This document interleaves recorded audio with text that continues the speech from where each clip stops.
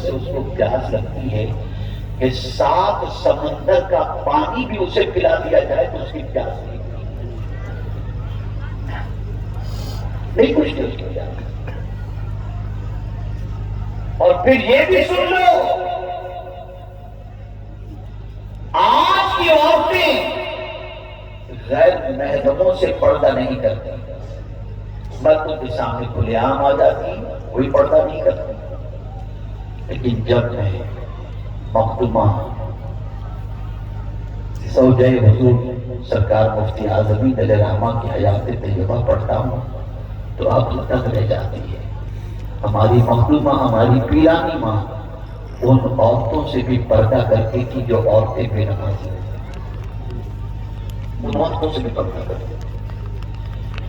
اور سیدنا غوث العالمین رضی اللہ تعالیٰ عنہ فرماتے ہیں بے نمازی مرتا ہے تو اسے مسلمانوں کے قبرستان میں نہ دفنایا جائے.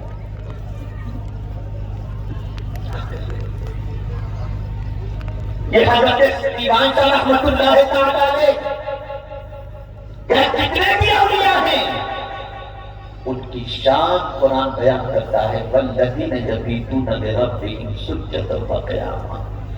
ان کی راتیں سجدے اور قیام میں گزرتی تھی. مسلمانوں، جس ولی کی عقیدت میں یہاں پر حاضر ہوئے ہو، ذرا ان کے نقش قدم پر بھی تو چلنے کی کوشش کرو. اگر پوری رات جاگ کر عبادت نہیں کر سکتے، قیام نہیں کر سکتے، نفل نہیں پڑھ سکتے، اور غوث پاک کی طرف 40 سال تک عشاء کے وضو سے فجر کی نماز نہیں پڑھ سکتے، تو عشاء کے وضو سے عشاء تو پڑھو، فجر کے وضو سے فجر کو پڑھو. کیا ہو گیا ہماری قوم کو؟ آج اگر ہماری قوم ماری جا رہی ہے، پیروں تلے روکی جا رہی ہے، اس کی وجہ کیا ہے جانتے ہیں؟ آقا کریم صلی اللہ علیہ وسلم نے فرمایا جو شخص جان بوجھ کر کے نماز کو قضا کرے، اللہ اپنا دست امان اس پر سے اٹھا دیتا ہے.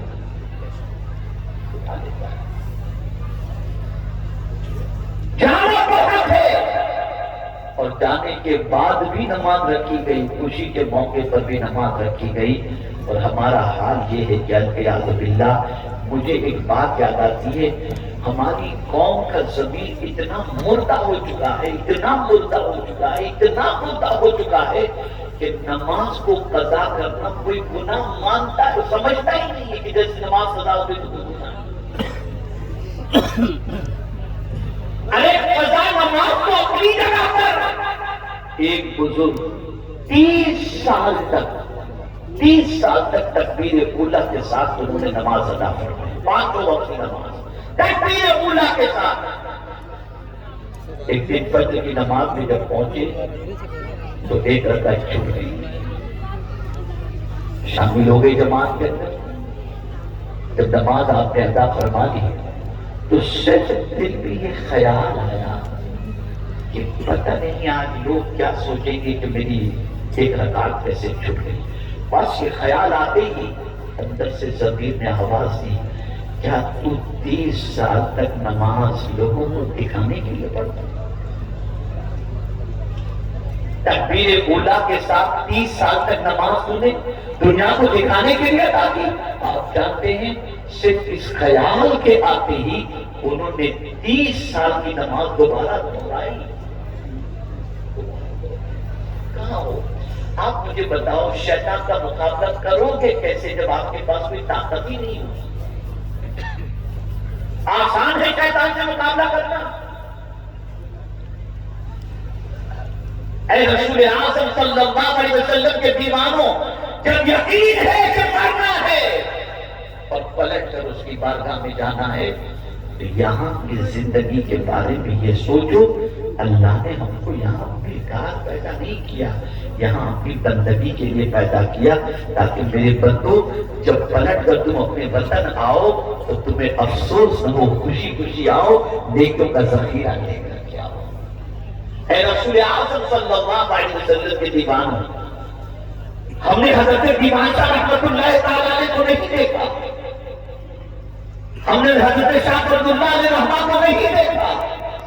کیا وجہ ہے کہ ان کی محبت کا چراغ ہمارے سینے پہ روشن ہے. وجہ یہ ہے کہ جو اللہ اور اس کے رسول سے محبت کرتا ہے، فرما برداری کرتا ہے نا، تو اللہ ان کی محبت لوگوں کے دلوں میں خود ہی پیدا کر دیتا ہے۔ یہ اللہ کی پیدا کرتا محبت ہے۔ ایک تصور ذہن کے اندر بٹھاؤ، اور وہ تصور یہ ہے، یہاں پرماننٹ رہنے کے لیے نہیں آئے، کھیل کود اور تماشے کے لیے نہیں آئے، سیر و تفریح کے لیے نہیں آئے، ناچ گانے باجے تماشے کے لیے نہیں آئے، یہاں عبادت کے لیے آئے ہو، عبادت کرو، تاکہ جب یہاں سے جاؤ تو اللہ عز و جل میزبان ہو اور ہم مہمان کا اور اسی کے ساتھ اللہ والوں سے دوستی کرو۔ بس یہ آخری بات اصل ہے، کسی سے بھی دوستی مت کرو۔ آج کس کو دوست بناتا ہے؟ اپنی پکچر دکھانے والے کو۔ میری بہنوں سے بھی گزارش کروں گا، میری بچیاں بھی یہاں پر آئی ہوئی ہیں، بہت غور سے سنیں۔ بہت ساری بچیوں کا حال یہ ہوتا ہے کہ سہیلیاں بناتی ہیں اور کسی لڑکی کو کوئی لڑکا دیکھ رہا ہو یا میسج کرے تو اپنی سہیلی سے کہتے تجھے معلوم ہے وہ مجھے بھول بھول کے دیکھتا ہے، مجھے میسج بھیجتا ہے، وہ مجھ پر فدا ہے، اور پھر اس کے بعد یہ درمیان کا واسطہ بن کر گناہ کی طرف بڑھنے والے بن جاتے ہیں۔ میں ان سے پوچھنا چاہتا ہوں، ذرا سوچو، ذرا اندازہ لگاؤ، اللہ کے رسول صلی اللہ تعالی علیہ وسلم کی بارگاہ میں اس قسم کی خواتین کیا جواب دیں گی؟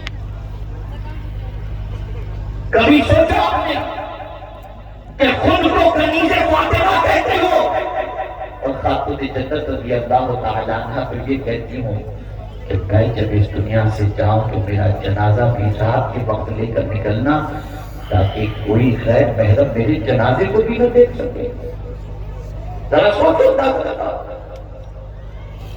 اے رسول اعظم صلی اللہ علیہ وسلم کے دیوانوں، سہیلیاں ایسوں کو بنایا جاتا ہے جو گناہ کی طرف سپورٹ کرنے والی ہوں، دوست ایسے کو بنایا جاتا ہے جو گناہ کی طرف سپورٹ کرنے والے ہوں۔ بس ایک واقعہ، دوستی کتنی اچھے لوگوں کی دوستی مفید ہوتی ہے اور برے لوگوں کی دوستی کتنا نقصان پہنچاتی ہے۔ بس اس ایک واقعے کو میرے نوجوان بچے غور سے سماعت فرمائیں، سب سنیں، لیکن نوجوان خاص طور پر ایک شخص کا، ایک بچہ